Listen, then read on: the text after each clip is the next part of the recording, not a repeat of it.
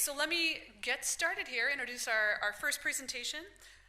Understanding the whales that inhabit Monterey Bay National Marine Sanctuary is an important job, essential to protecting these magnificent species. This presentation will address how people become whale researchers, what they study, and the technologies involved. You can learn about this firsthand from a group of graduate students on their way to careers in marine mammal research. William, Shirel, James, and Will are students at Stanford University's Hopkins Marine Station. Each has taken a different path into this exciting field of whale research. So please welcome them to the stage.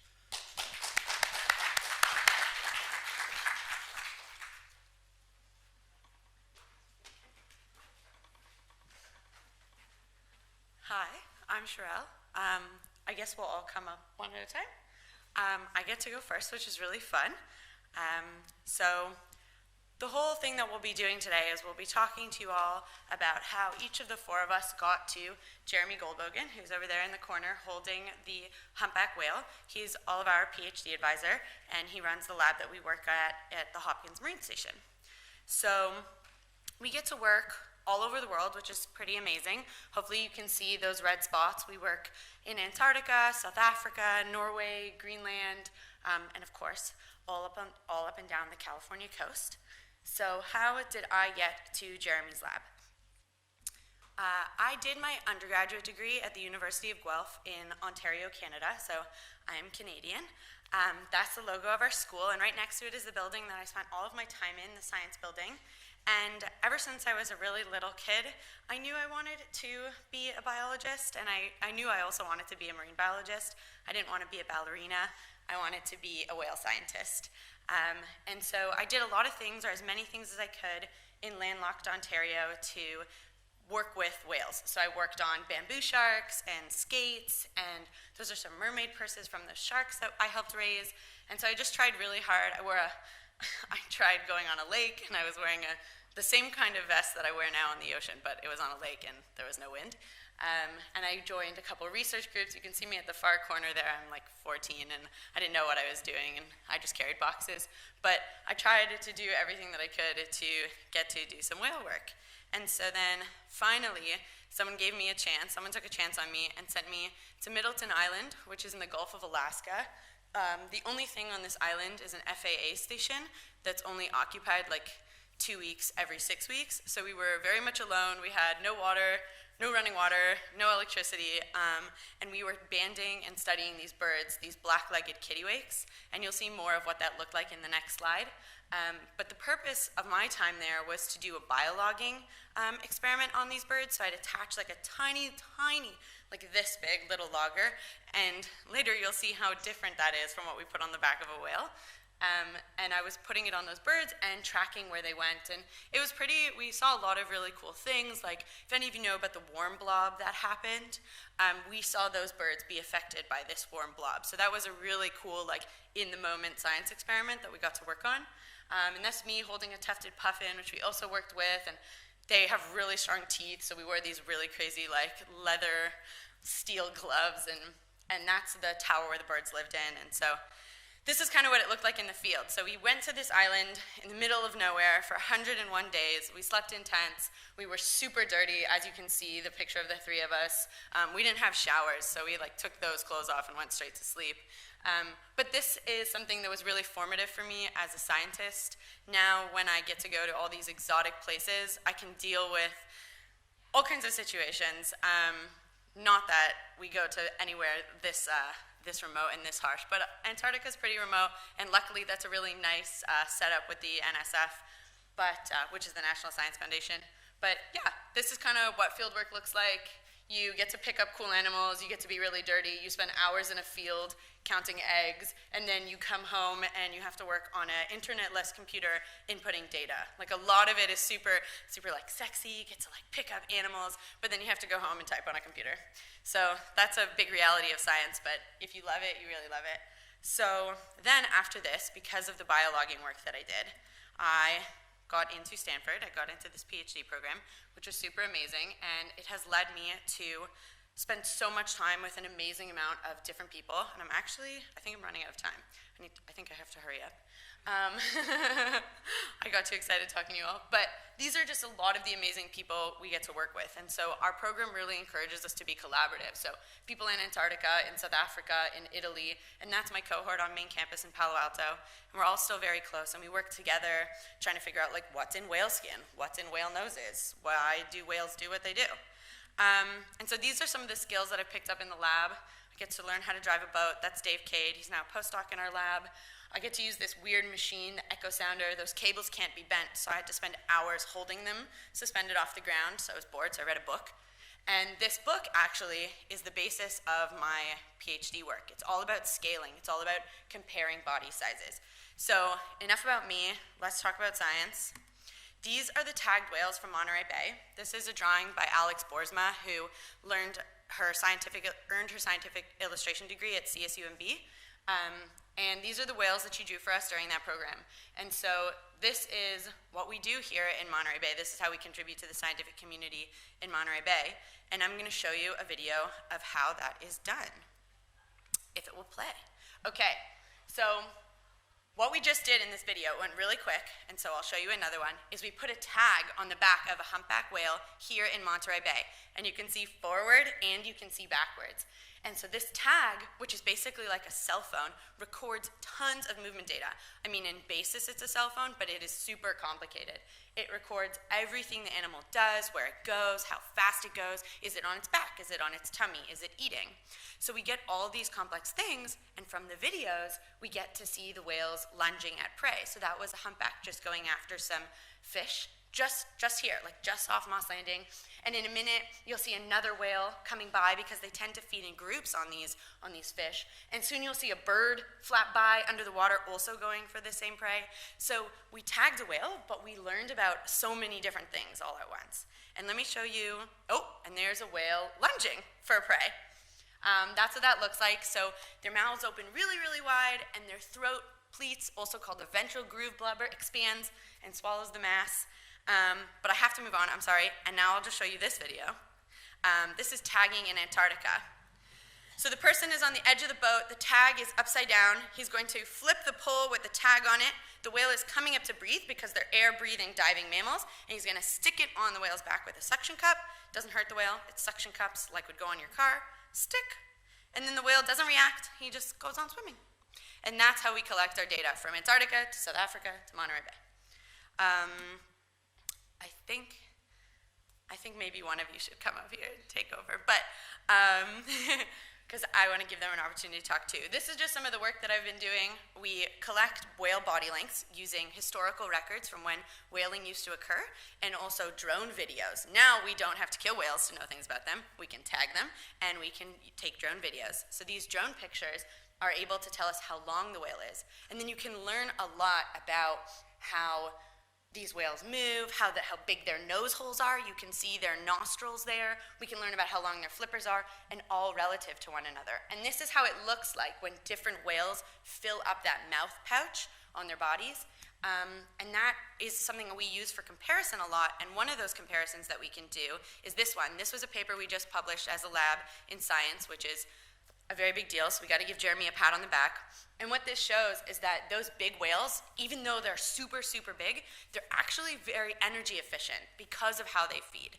And that's unexpected because they open their mouth and they travel through all this dense water and they fill their mouths with all this dense water. You'd think they slow down, but because their mouths are so big, they can swallow so much prey that it actually is an energy benefit. So they actually get to migrate and grow and be that big. And that's different from the smaller whales, they're still really big, smaller whales that only eat one single prey item at a time. Because even though they can eat a really big prey item, there aren't a lot of those big prey items. So it's harder to find, so it's harder to find food. So please look that paper up. It's a really cool paper. Now it's just a lot of eye candy videos, so I'm happy to turn it over to the guys. If we're running out of time, no, I should keep going. Okay, fun. So this is a video we put together to show the differences in filter time. So that thing I was talking about, that big, big mouth, blue whales are the biggest of all the whales. They take the biggest gulp. Minke whales are the smallest of all the rorqual minke whales, and they take a much smaller gulp. And so we noticed on the video that the blue whale on the left makes this really, really big lunge, and its mouth gets super huge. But in that same amount of time, in this like minute and a half that this video could run, the minke whale does that same swallowing motion 5 times. So they're much quicker at turning over their water because they have much less water. And so we wanted to study the differences in that. And what that looks like on a schematic, also by Alex Boersma, CSUMB grad, is this. That's what it looks like if you were able to watch this in pitch black water deep in Monterey Bay. So that's how it looks for a blue whale. So that leads us to all kinds of questions. This is also part of the basis of my PhD.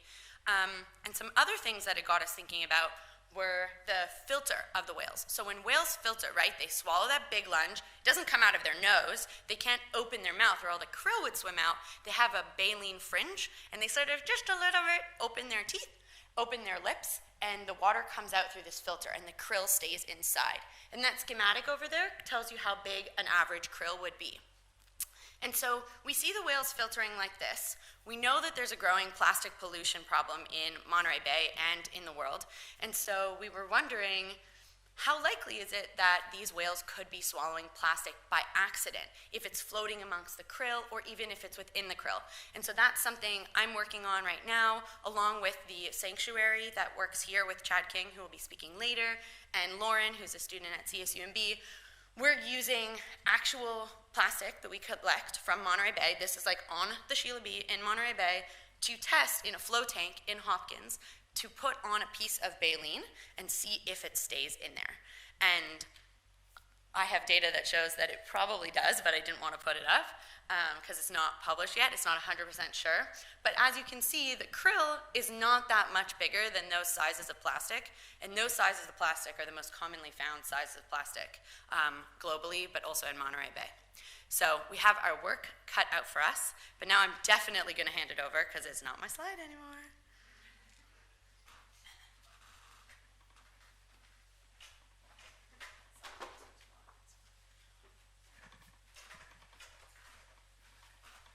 Hi everyone, my name is Will Gough, so I'm going to be talking next here. Okay, so if you look at the, let's just start that. If you look at the little lines there, you see that Shirel's was a semi-straight path going from undergrad to PhD program. Mine was a little more wavy in the middle. I did a master's in the middle. Also, my undergrad was not as tailor-made toward tagging, and I'll get into that in a little bit here. So I grew up in Rochester, New York, so upstate New York, right along the lake there. Very cold in the winter, very snowy. And then I went to my undergrad at Cornell, which is in Ithaca, is also very cold and snowy. And when I was at Cornell, I was convinced that I wanted to be a vet. My entire life, I wanted to be a vet. And it wasn't until partway through my undergrad that I went to a place called Shoals Marine Lab, which is off the coast of Maine, which you can kind of see on the far side there. And it was a marine station. I took a course on anatomy and function of marine vertebrates. And I thought that was awesome. It was so super cool. We got to dissect a seal, we got to dissect a porpoise, just like see all the anatomy, and I just thought it was the coolest thing ever. And I had already had a little bit of an idea that I liked anatomy. You can kind of see in that picture on the left there, I'm holding 2 cow fetuses that were in one of our labs in undergrad, which was super gross, but also kind of cool. I don't know. Yeah, so I kind of had an idea that I was interested in anatomy, but I didn't really know how I wanted to move along with that. After my undergrad, I took a year off and sort of finished up some of the research projects I'd been working on as an undergrad. And then I had the opportunity to move on to a master's program looking at dolphin anatomy, so the anatomy of the tail of a dolphin. And that was in Westchester, Pennsylvania. So I had sort of spent all of my life on the East Coast. I never really lived anywhere else. And then once I graduated from that master's program, I moved all the way across the country to here to join Jeremy's lab to continue on looking at anatomy and sort of the biomechanics of how animals move, and animals in particular, whales. So again, just going to kind of run through here a little bit. We had Cornell, vet school, didn't really want to do that. Instead, my first research project was actually looking at dog urination behavior, and yeah, how dogs pee, and how often they pee, and in what ways they pee. And that was really fun, kind of got me into looking at behavior and how animals, interact with their environment. And then I was able to do a second research project at Shirel Marine Lab that I mentioned, looking at the locomotion, the movement of this duck species, right, that they essentially flap along the surface of the water. And we were able to chase after them in a small boat, which was really great. We would sort of chase them and they would run away, and we would take a video of them as they were escaping, and we could look at how they were moving. So that kind of accented my interest in behavior with interest in locomotion.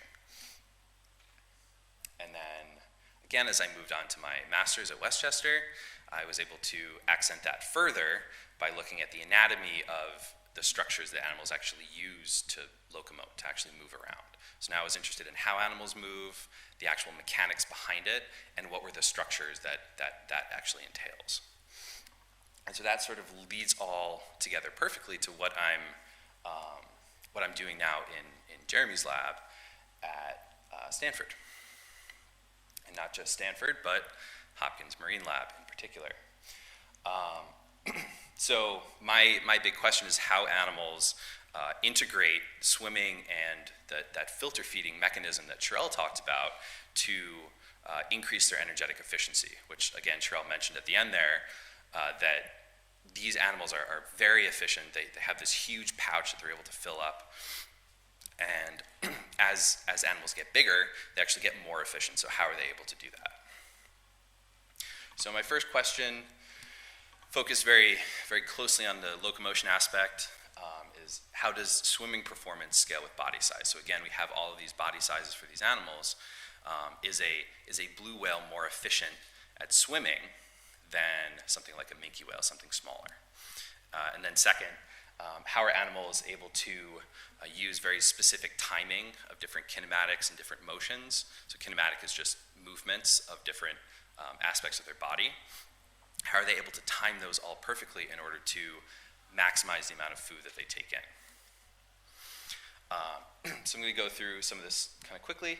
Quantifying swimming performance. There's sort of three aspects that people study when they're looking at swimming, and a certain swimming style in particular is called oscillatory swimming, which is what a lot of fish do, where they're kind of swimming back and forth, and dolphins and whales also do it up and down.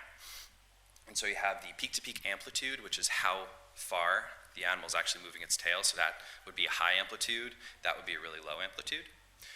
You also have the oscillatory frequency, which is how fast the animal is actually beating its tail. So you have a low frequency, or you have a really high frequency. And then the third is the actual motion of the animal, the forward speed, how fast he's able to go. And if you take all these aspects and bring them together, you can get a sense for how efficient that swimming style is, and what's the actual energetic cost to the animal to swim in that way. And what we found out is that if you're a smaller animal, it's going to take you more fluke strokes, tail beats, to move a set distance. So if you're a minke whale up top there, it's going to take you maybe 5 or 6. Whereas if you're a blue whale, it's going to take you 2 to 3, right? And so what does that actually mean in terms of the energetic cost for these animals? So we know that the strokes per distance decreases as you increase in body size. And what we know from some of the literature for marine mammals is that the actual energetic cost of a stroke in terms of on a mass-specific basis, so per gram of body mass, is consistent across body size. So if you're a tiny little seal, or if you're a blue whale, you're still using the same percentage of energy to move one fluke stroke or one tail beat. So what that means is that as you increase in body size, your mass-specific, again, that sort of percentage per body mass, cost of transport, which is how much energetic cost it takes to move a set distance, is going to decrease as you increase in body size. So what that means is that the blue whale should be the most energetically efficient in terms of motion, right? So as you get bigger, you just become more and more efficient metabolically and sort of just energetically at moving across whatever distance you need to move. So that might mean moving between different prey patches, or it might mean for these really large whales, since they're really migratory creatures, it might mean that the bigger you are, the more efficient you are at actually migrating, right? So if you have to migrate farther, it might not take you as much energy, it might not be as much of a burden for you as it would be for a smaller animal. And now a little more eye candy here. This is just kind of to show. This is that oscillatory fluking style. We can see it in the dolphin here. And on the right, we have a tag that we attach to the body of a humpback whale. And it slipped. Sometimes they do. They're only attached with suction cups. And it slipped all the way down to the tail and stuck onto the top of the tail. So what you're looking at here is the body moving from the perspective of a stationary tail, which is really backwards from what you would expect. So that was a really unique deployment, pretty much the only one we've ever gotten, and probably the only one that we will ever get. That stayed on for about 45 minutes, which is, if it sticks on the tail, it usually stays on for 10 seconds and then it's off, if it even does stick.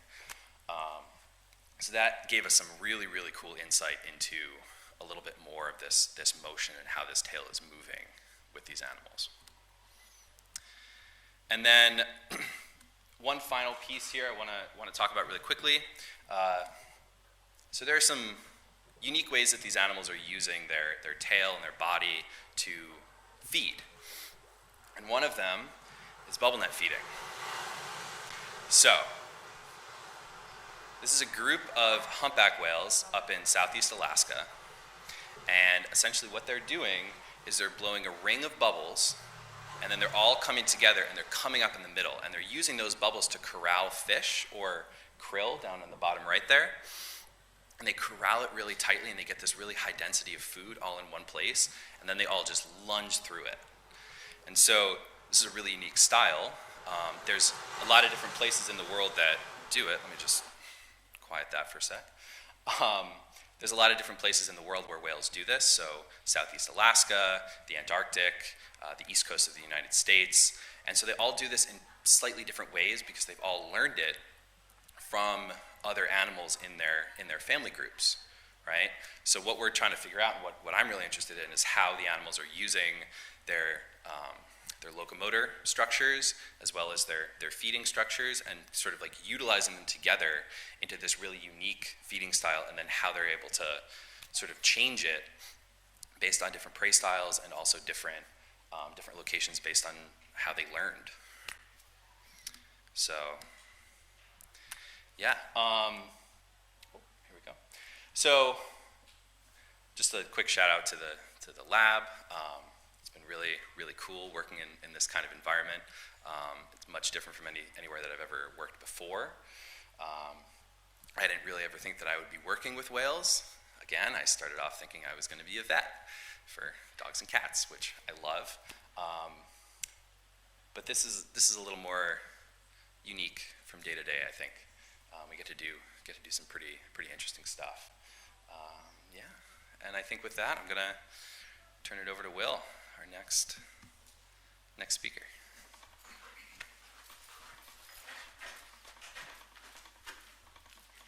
All right, thanks everyone for being here. I'm also Will Oestreich. And as Will before me mentioned, we really all took slightly different paths to being here at Jeremy's lab. Thanks. Yeah, and as you can see here, maybe I had a couple more detours along the way, and some of the experiences that I'll talk about in my past that led me to working on whales as a part of Stanford and Hopkins Marine Station now really contributed to my ability to bring something to this field of study in a unique way, so just wanted to highlight that here. So much like Will, I grew up far from the coasts. I spent my childhood in Pittsburgh and Chicago, and even though we had water, like you can clearly see here, nothing with whales in it for sure. But I was lucky enough and had the privilege to spend some time on the water as a child now and then throughout the years, mostly through fishing. Actually, was kind of the way that I first interacted with the ocean. But in terms of my life in becoming a scientist, I think that really started during my undergraduate and master's studies in environmental engineering at Northwestern University in Illinois. And while I was there, I was studying engineering in my coursework, but I was really keen to get involved with whatever research I could. And I always had this interest in animals and environment, but especially oceans, as my whole life they had been so exotic to me, and really just the most exotic ecosystems on the planet as someone living in Pittsburgh. So I was lucky enough while I was at Northwestern, even though we were far from anywhere where corals live in the wild, I was able to study corals and this phenomenon that they experience called bleaching through a computational lens. So this is really research that's happening all inside your computer and sort of simulating things that are happening potentially to animals or ecosystems elsewhere in the world. During this time and during my master's, I was also lucky enough to kind of get my feet wet with doing field work, like many others have talked about, being a really important part of their becoming a scientist. And for me, this actually wasn't very wet at all. I was working in one of the driest places on Earth in the Thar Desert in northwestern India on a variety of water resources related projects. But all of this research that I was doing and all of these problems I was thinking about during my undergrad and master's degrees really led me to my first job out of college, wanting it to be more applied and thinking about, okay, what can we do about these human-environment interactions that I'm learning about, or these conservation issues that we all hear so much about and talk so much about in our research. So the first job that I worked after college, I actually worked with the Natural Resources Defense Council in Chicago, working on a variety of legal and policy issues related to the environment. After doing that for a little while, though, and feeling really passionate about it, I realized that I really, really missed what I loved most about college, though, which was doing research.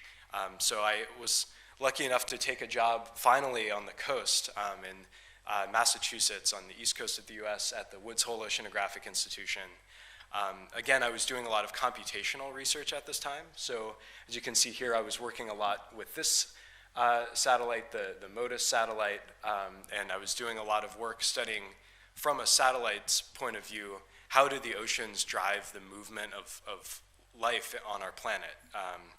But of course, every opportunity I could take to get into the field and get on a boat, I would take in a kind of a volunteer capacity to get out from the desk and from behind the computer screen.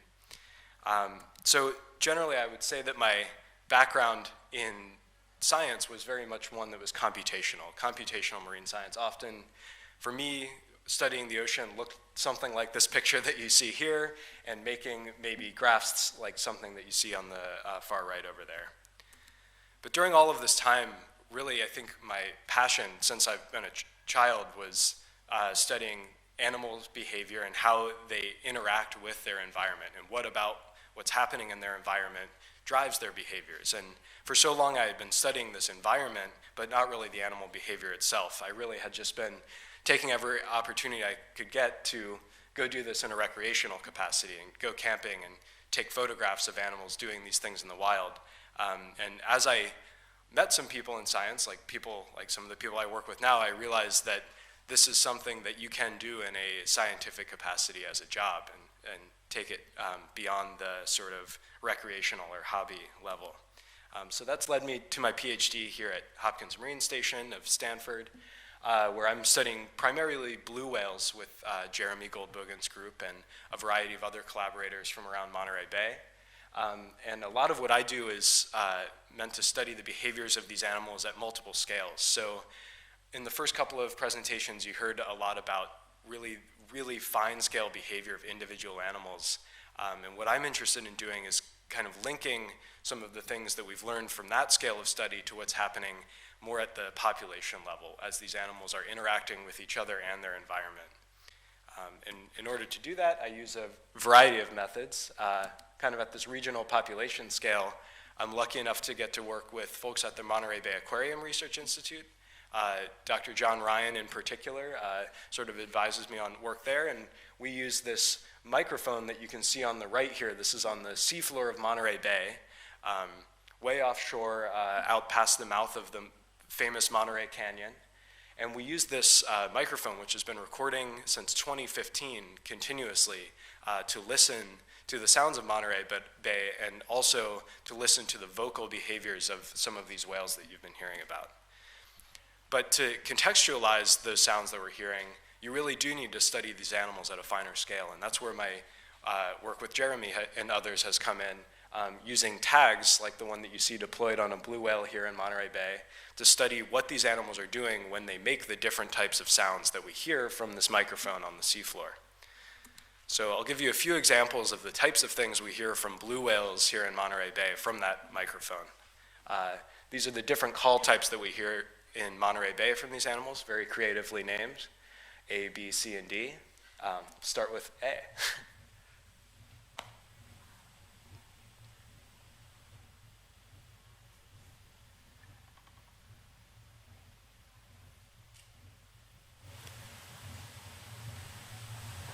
So you can hear the pulses of energy there, almost like a metronome or something like that. And you can see that on this type of graph here that we call a spectrogram. And this graph, it always shows frequency on one axis, or the pitch of the sound, like higher or lower pitches, and time on the x-axis. And the intensity of the colors shows you how much energy there is at any given frequency and time. So when you're listening to that A call, you can hear those pulses of energy at about 80 hertz there. Next, I'll play the B call.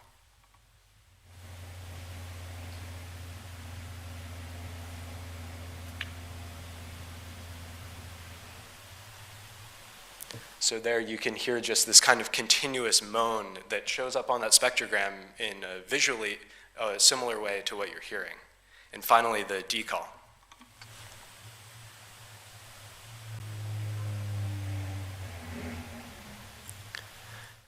And there you can hear the frequency or the pitch kind of dropping as you see this downsweeping feature in the visual representation of the sound. But as I mentioned, these tags that we've been talking about are really critical for contextualizing what does it mean when a blue whale makes an A call or a D call. And we've captured some really amazing video and other data streams that come off of these tags while these animals are making these sounds, which are helping us learn about what these animals use these sounds for. So the video you'll see here is taken from the back of a blue whale, and you'll see that it's not alone as it's swimming and making some sounds.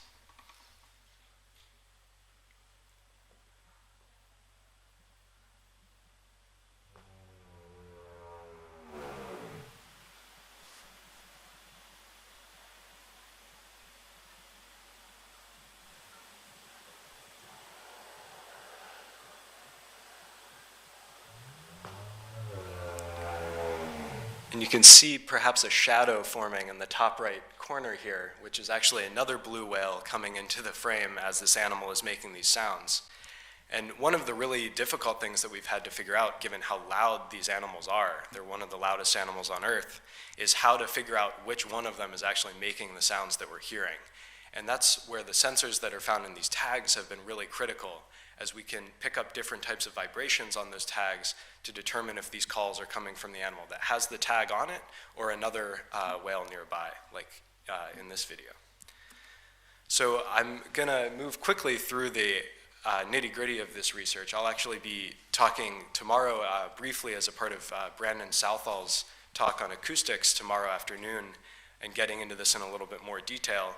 But I just wanted to do a high-level highlight of some of the things we're learning from combining these methods. For one, linking tagging and acoustic technologies, we've been able to identify sounds that are associated with different behaviors, which is a really big advance from listening to these sounds and being able to describe the patterns of them, but not always knowing behaviorally what that means. Secondly, more specifically, we've been able to relate in a study that we're hoping is going to come out very soon and be published very soon, a specific type of call that these animals make with certain ocean conditions that drive aggregations of their prey, krill. We're also finding that certain patterns of some of these calls may be related to the switching from the feeding that they do in Monterey Bay to the migration that they undergo south to Baja and the area off of the west coast of Central America. And finally, the fact that we can listen to these sounds in near real time now using the collaboration with the Monterey Bay Aquarium Research Institute is allowing us to think about how real-time detection of different behaviors or presence of these animals might be useful in thinking about how to better manage these national marine sanctuaries like the Monterey Bay National Marine Sanctuary spatially in a near real-time sort of way.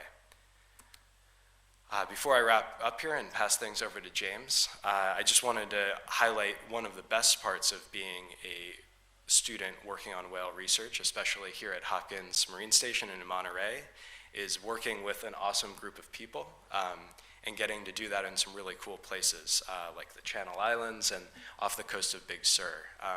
It really is unlike any other research experience I've had before. As I mentioned, a lot of my prior time didn't involve any time on a boat and a lot of time alone at a computer, which I still get plenty of, but it's really awesome to be able to share this research with a broader group of collaborators from around the Bay. So I'll pass it over to James from here.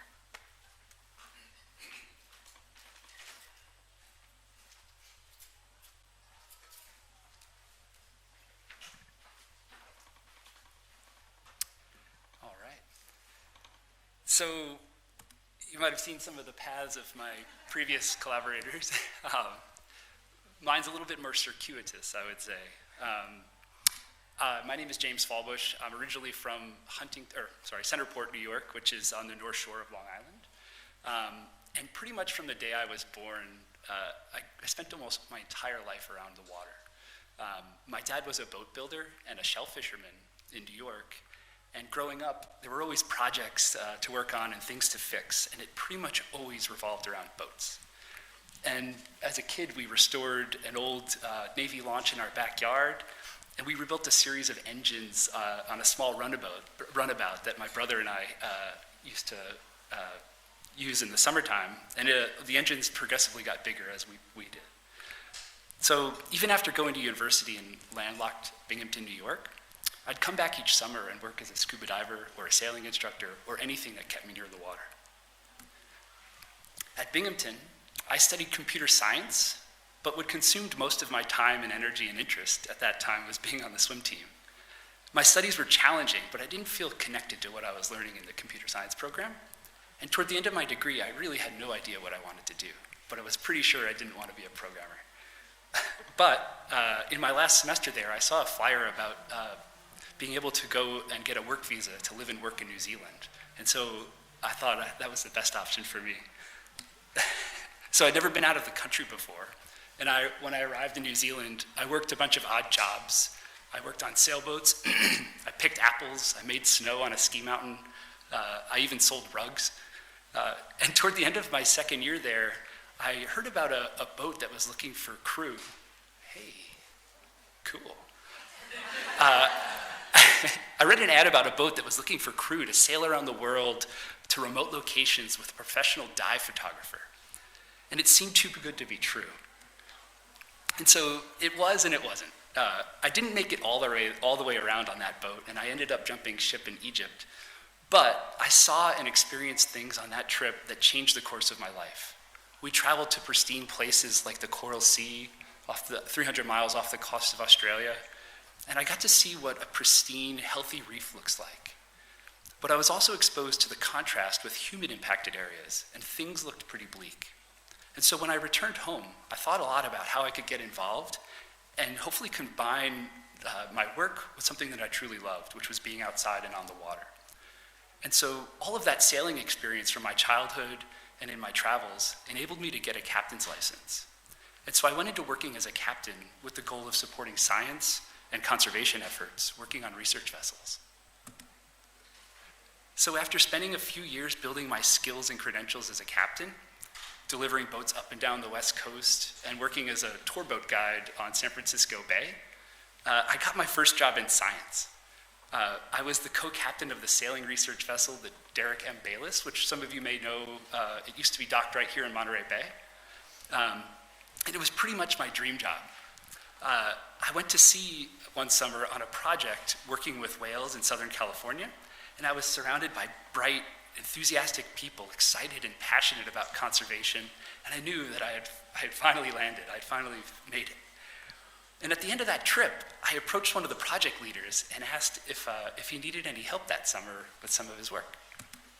And so the person I happened to be talking to was John Kalimbakidis. And something I've learned and really admire about John is that he doesn't really care where you come from. If you can do the job well, that's what he needs, that's what matters. And so from what seems like a lifetime of training, I knew about boats. And that was pretty much what John needed. And so starting in 2012, I started working as a research technician for Cascadia Research, which is a nonprofit research organization based out of Olympia, Washington. And I would typically spend between 50 and 80 days a year out on the water, bouncing around on small boats like this one. And we'd be taking pictures, taking biopsies, and putting tags out on whales. And I'm pretty sure I've launched out of every conceivable port on the west coast of the US, from cranes and slings to a tractor on the beach in Baja, or even off the back of a ship 100 miles offshore. And so it hadn't really crossed my mind that I could be a researcher or a scientist. I wasn't exposed to research until very long after graduating college, and I have no degree in biology. But after spending countless hours on the water with John, I remember him saying to me that at some point you're going to want to ask questions of your own. And so that sowed the seed for me, and I started to look at my work differently. I started to think about things as a scientist from a researcher perspective. And it turns out that Jeremy was a postdoc with Cascadia prior to coming to Stanford, and so he's collaborated closely with John and Cascadia ever since. And so that's how I met Jeremy and subsequently joined his lab. And so my work at Stanford has been largely influenced by my experience at Cascadia. On those long days out on the water with John, we'd often encounter groups of whales in a location on one day and return the next day to find that they'd moved on. And so it got me thinking about what drives these animals to move from one location to the next, and whether perhaps we could predict their movements if we knew a little more.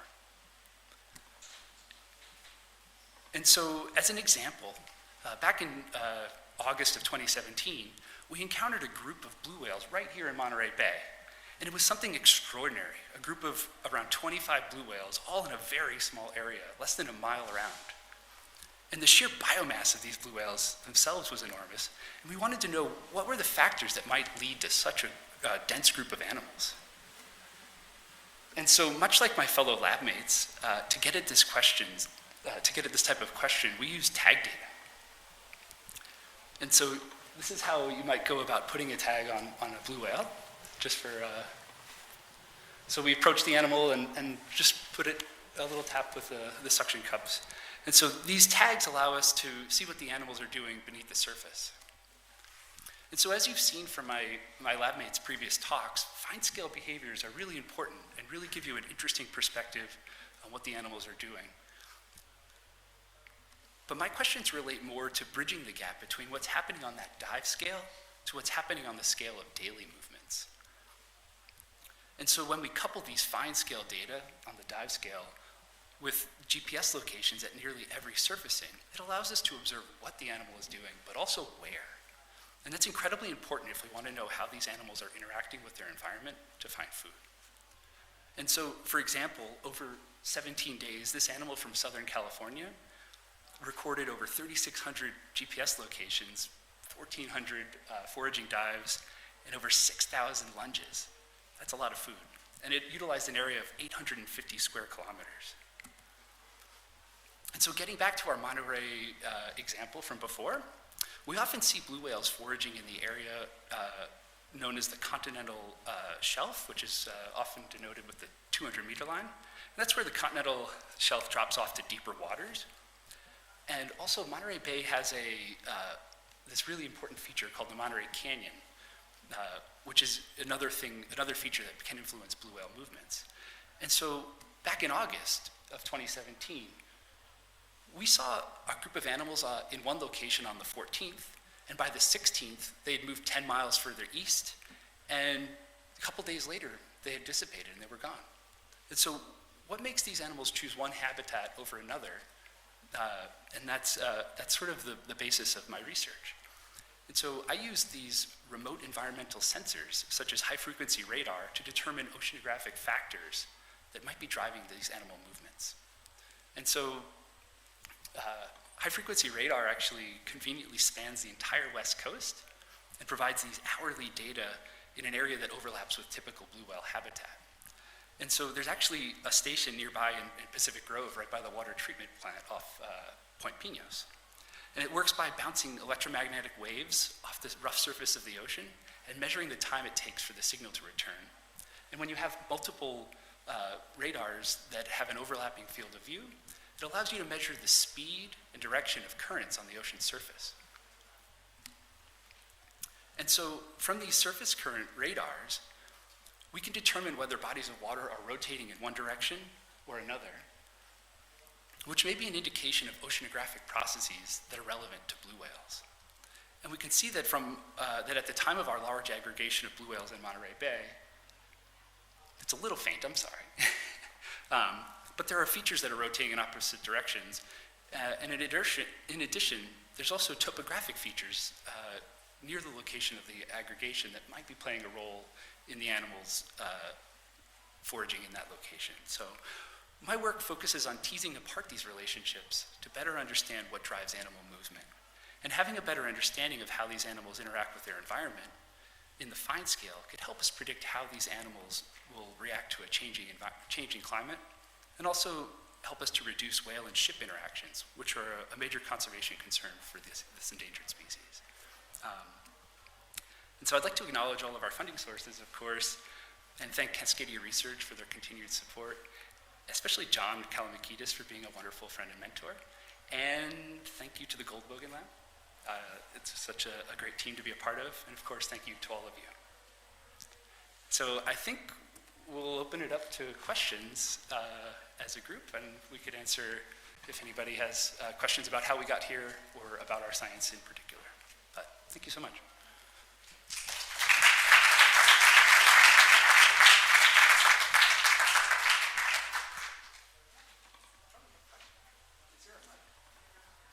They can just stand up and go ahead. I just wanted to know how many blue whales come here and when are they here?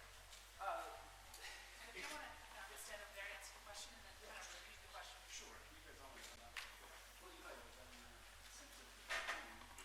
Yeah.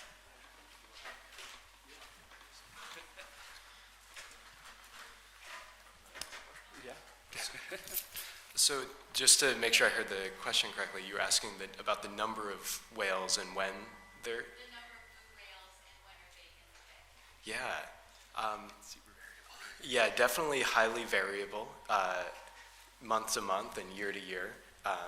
One of the things that we've learned from the microphone on the seafloor that I was talking about is that these animals are often here even when we don't see them.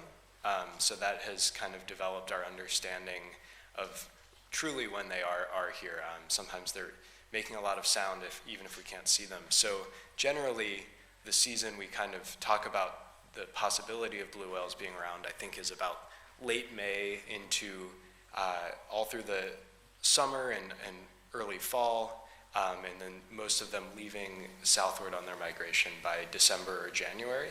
But most of the tagging that we've talked about, and when James was talking about groups of 25, 30 animals in a small area, that tends to be at the peak of their feeding here, which is kind of in the late summer, August and September. And these more shoulder seasons like May or January perhaps are times where we don't necessarily see a lot of animals, but sometimes we hear them. Yeah, I hope that answers your question. Do you think you can imitate the sounds that you're recording, and could you see Yes. a possibility of maybe calling the whales, like attracting them, if you figure out what each one means? Oh man. So I intentionally brought these speakers today to avoid having to make these sounds. But they, in terms of interacting with them acoustically, I think there's definitely regulation around things like that.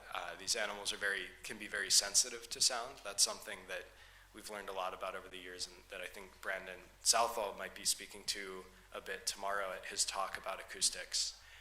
But it definitely is something that has been proposed over the years as well. I think James mentioned interactions with ships being an issue and ship strikes, and people had wondered if these animals use sound so much and are so responsive to sound, maybe that would be a way to have them avoid certain areas at certain times. But it's definitely a tricky issue because we don't fully understand how they respond to different types of sounds, and it's difficult to have an intervention like that unless you really understand the impact it's going to have. But,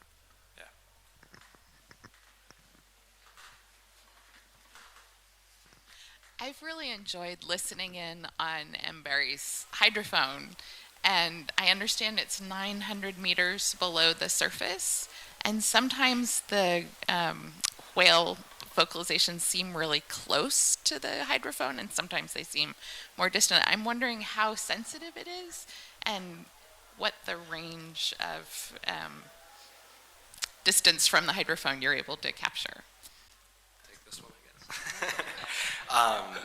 Yeah, that's a great question, and one that we think about a lot, because when we're thinking about what scale of behavior we're hearing from that instrument, you really need to know what your listening cone is. And if you want to understand how environment or oceanographic change is influencing these animals, you need to also know the scale at which to study these ocean processes. So it's a key question for us, and for that we've turned actually to collaborators that are acoustic wizards at the Naval Postgraduate School here in Monterey.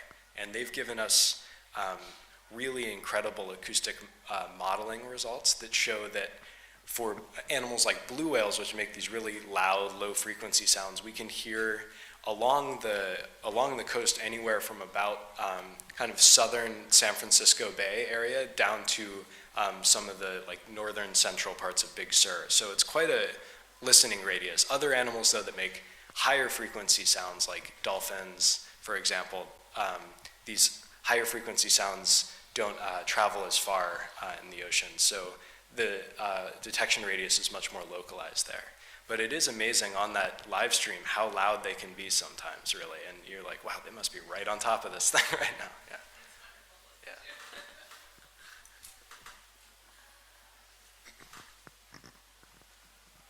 So in one of your graphics, you show how the whale rolls on its back during a lunge feed. How do they always do that, or what percentage of the time are they feeding when they're upside down? Alex, the drawing, the schematic? Yeah. What percentage of the time are they doing that? I think there's a cool study that was done that shows that they have handedness, that shows that will go right or left, and the same whale will do that pretty consistently, which is interesting, just like we would turn right or turn left with our hands, or more commonly like how we turn in life. So there's handedness, but how often they feed on their back, I don't have a perfect number, but it's not uncommon.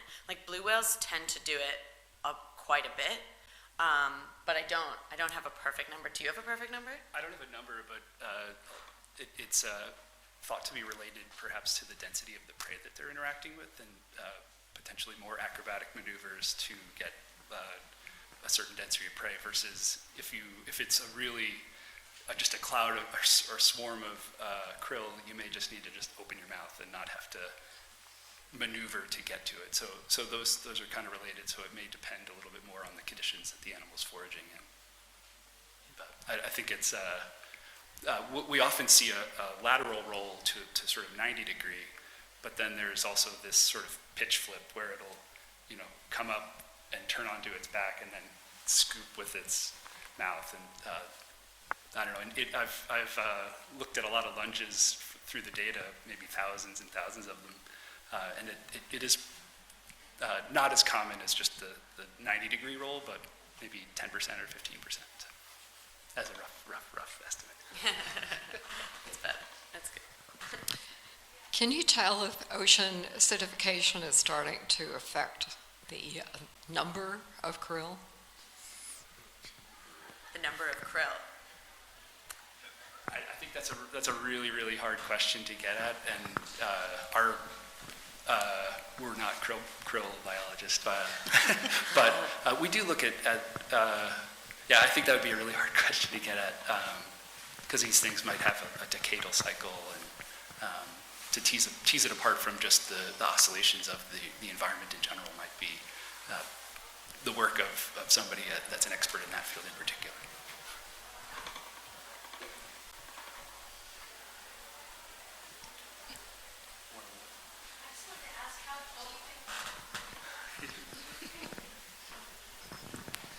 How do you think the canyon affects the whales' travel? So the canyon, I think, has an interaction with the sort of, I guess what we have in this region are pulses of wind events called, that create things like upwelling. And the canyon itself has sort of interactions with bringing nutrient-rich water up to the surface for the phytoplankton to eat, and the krill then feed on that phytoplankton. And so the canyon just has an interaction in a way that sort of helps to funnel things, perhaps, maybe in the simplest terms. But yeah, and I think it's these pulsed events, and so it's not always the same year-round. So you might have a few weeks of very favorable conditions, and then a few weeks without, or days, or so it's intermittent. And so I'm really interested in how the animals go about finding areas that might be very productive in any given time. So it's still a bit unknown.